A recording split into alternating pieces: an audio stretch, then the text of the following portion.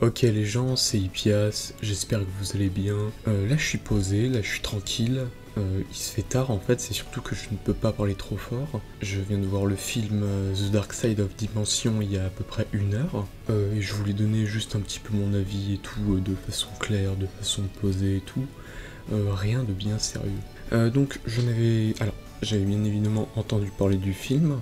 J'ai même un des boosters Dark Side of Dimension en collection, dans ma collection de boosters, mais j'avais jamais vu le film une seule fois, je savais pas ce qu'il racontait, l'histoire qu'il y avait dans ce film et tout, je ne connaissais pas les antagonistes, les autres personnages à part notre petit groupe, je ne connaissais absolument rien du film. J'ai réussi à ne jamais me faire spoiler, surtout qu'en fait j'ai jamais voulu chercher ce film et tout, et je n'ai jamais voulu le voir tout simplement parce qu'il n'était disponible qu'en VO. Je souhaitais de tout mon cœur qu'il y ait une VF, mais pour moi il n'y aurait jamais dû y avoir de VF, il n'y aurait jamais pu, pour plusieurs raisons, tout simplement parce que c'est un vieux casting belge qui est vieux, certains ont pris leur retraite, plein de trucs comme ça. Il y avait le cas de Bruno Moulenaret qui habitait au Japon, et je continue à me dire pour la blague que un tiers du budget du doublage est passé dans le billet d'avion. Je pense que c'est plus une blague et que ça leur a pas coûté un tiers du budget, mais j'aime bien me dire ça. Et du coup,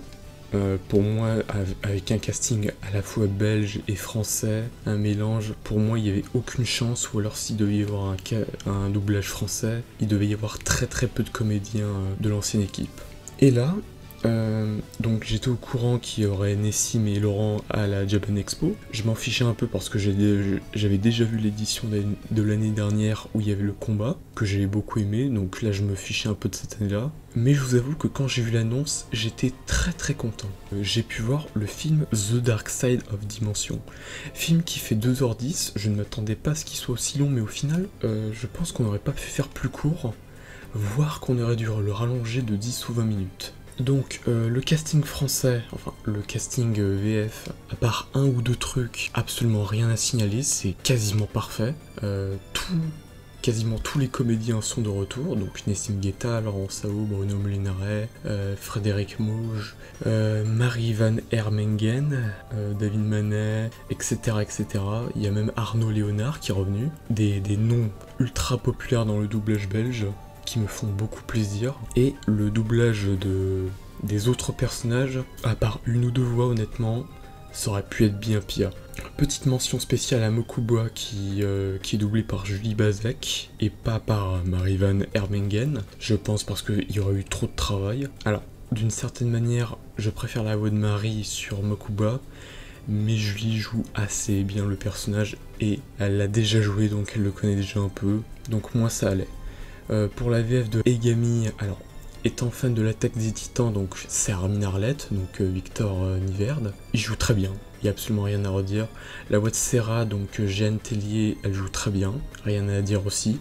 Les autres voix sont assez bien, mention spéciale à Pierre-François Pistorio qui double le père de Rio, qui franchement c'est juste trop bien. À la rigueur, bon, le personnage de Duke, il a pas sa voix belge, c'est juste le retour de Grégory Lesnay. J'aime bien Grégory Lesnay, mais je pense qu'il était pas vraiment fait pour ce personnage, et après je trouve que le personnage de Duke est très moyen, et pour le star talent de Zulu, très honnêtement, il joue correctement.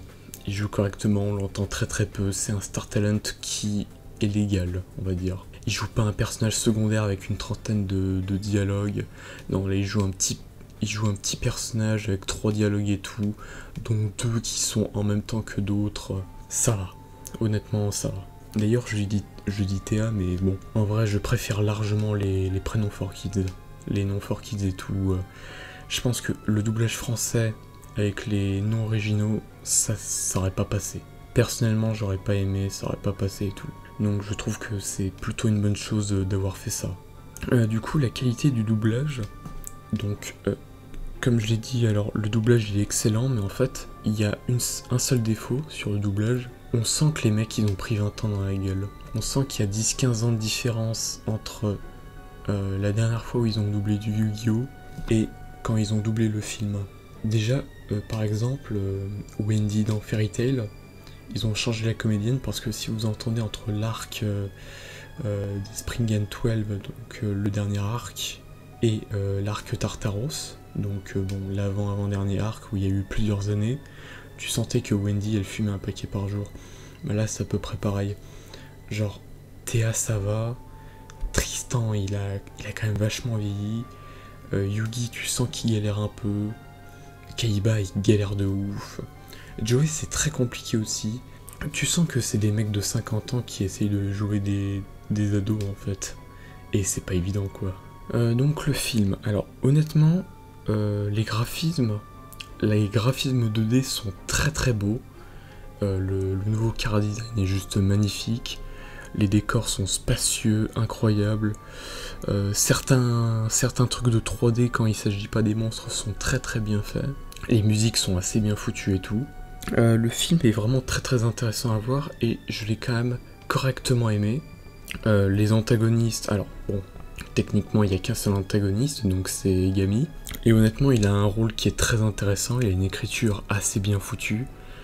C'est un personnage qu'on s'attache, et on s'attache encore plus avec sa sœur et ses amis, qui essayent de le stopper et tout. L'écriture de Kaiba, alors, le fait que Kaiba soit devenu une sorte de dictateur qui mène Domino comme un régime totalitaire, c'est assez spécial, mais ça tombe pas dans des extrêmes qui font dégoûter et tout, ce qui fait que ça va. Mais c'est vrai que, bon, c'est pas forcément un film qui nous fait plus apprécier que ça Kaiba. Il est quand même il est beaucoup trop froid pour moi. Alors que je trouvais que, et d'ailleurs sur la fin c'est une autre déception parce qu'il passe d'un extrême à un autre.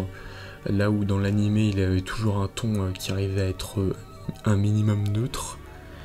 Mention spéciale au fait qu'il n'arrive pas à être désintégré par le pouvoir de Egami parce qu'il a trop d'ego. Ça me fait beaucoup rire. Donc ouais, comme je l'ai dit, les scènes, l'animation et tout, c'est très beau, c'est très bien fait. Cependant, les monstres en 3D, il y a des fois où c'est correct, il y a d'autres fois où c'est juste dégueulasse. C'est totalement dégueulasse, j'aime pas du tout. Le mélange 2D, 3D, faut aimer, et personnellement, j'ai pas du tout aimé. Donc ça, c'est un petit peu à la poubelle, malheureusement. Alors, les duels, donc dans Yu-Gi-Oh! Il y a toujours des duels et tout. Et bah, figurez-vous que à part les deux duels Yugi vs Kaiba, donc celui au tout début où c'était une simulation, et le deuxième où Kaiba est sur le point de perdre mais Egami il revient direct, tous les duels en fait je les ai pas du tout aimés, genre les duels dimension, aucun intérêt, j'aime pas du tout les règles, le style et tout, les cartes, oh, il y en a aucune qui était intéressante. Et genre toutes les cartes qu'on connaissait un minimum, genre Kuribo, Gardien Salt, j'ai absolument pas aimé le nouveau style ultra technologie, ultra science-fiction qu'ils ont rajouté, avec toujours des thèmes, des noms robotiques, ça m'a pas plu du tout. Alors la série des dragons, bon, le style de dragon ça allait, mais c'est pareil. Moi je suis pas en fait j'aime pas du tout je suis pas science-fiction, je suis pas robot et tout, ça a jamais été mon fort. J'aime les anciennes versions des dragons, mais les nouvelles, ça me plaît pas du tout. Le magicien des ténèbres, j'ai pas du tout aimé, et pourtant, sachez que ma couleur préférée, c'est le bleu. C'est le bleu clair, le cyan, le turquoise, tous les styles de bleu, j'adore et tout. Et pourtant, j'ai pas du tout aimé. J'ai pas du tout aimé les nouveaux styles et tout, ce qui est vraiment dommage. D'ailleurs, truc très intéressant, c'est qu'en fait, là où la quasi-totalité des monstres sont faits en 3D, et ben en fait, tous les monstres humanoïdes, magicienne des ténèbres, magicienne des cerises, magicienne des citrons, le magicien des ténèbres, Kuribo, le gardien celte, tout ça ont été faits en 2D et ça passe beaucoup mieux. Et ils ont pas voulu y faire en 3D parce que je pense qu'ils se sont rendus compte que ça allait être trop moche. Mais je pense que la 3D, ça fait prendre... Il y a beaucoup moins de temps. On bosse beaucoup moins sur de la 3D sur le long terme. Alors soyons honnêtes, une seule seconde, l'histoire d'Agami, avec ses petits potes et tout, avec l'histoire de Shadi, je vous avoue qu'au tout début, on pige que dalle, ça nous reste en tête, et jusqu'à ce qu'on ait les dernières infos, ça nous reste en tête, ce qui nous gâche totalement ça nous gâche totalement la suite des événements et on réfléchit trop pendant qu'on regarde le reste. Si bien qu'au bout d'un moment, je me perdais, je me rematais et tout, parce que les histoires où en gros, c'est des gosses où Shadi, genre l'âme de Shadi les a envoyés dans une dimension où en gros, il y a toutes les histoires de connexion entre les dimensions. Personnellement, j'ai pas du tout aimé, j'ai très très mal accroché. Ce qui est con parce que les personnages ils sont super bien écrits, ça me fait un peu de peine. Au début j'étais là à me dire oh putain j'espère qu'on ne reverra pas Yami Bakura, je voulais absolument pas le revoir. Et heureusement on l'a pas revu. Et ensuite on n'a pas revu Yami Yugi, donc Atem. Quand il y a eu le puzzle qui s'est refait, il est pas apparu et je me suis dit putain ça par contre c'est bien, c'est une bonne chose. Et après bon j'ai vu le dernier duel et les 15 dernières minutes du film, c'est du JDG, on savait pas quoi faire. On savait pas quoi faire du coup. Quasiment pas de son, pas de voix, pas d'enregistrement de voix. Tu vois Atem arriver, il pioche une carte, il invoque une carte, tu sais pas ce que c'est. Le monstre il détruit le monstre, il sauve le monde. T'as, comme je l'ai dit, Kaiba qui rentre trop dans l'autre extrême, beaucoup trop rapidement, ce que je trouve pas ouf. Et ensuite, ça fait un peu diaporama trop rapide. Les gosses ont perdu leur pouvoir et ils revivent normalement. Et ils s'éparpillent et je trouve que ça apporte pas grand chose, il y a même pas une discussion quoi. Genre Yugi et en fait ils se sont pas parlé. Genre c'est du genre Osef. Ils ont juste eu leur diplôme. Théa est partie et voilà. Et après bon la dernière scène de Kaiba, très honnêtement j'ai pas du tout aimé. Genre style holographique qui retourne dans le temps. Genre Kaiba il lâche pas l'affaire et ça m'énerve un peu. Genre il lâche pas le morceau, il aurait pu faire autre chose mais non. Il préfère continuer à bosser sur ses projets, à créer de nouvelles dimensions. Juste, je pense qu'en fait Kaiba il veut baiser Yugi quoi. Il veut le baiser et tout. Il a qu'à lui dire hop, j'achète les capotes et tout. Putain non, c'est sérieusement.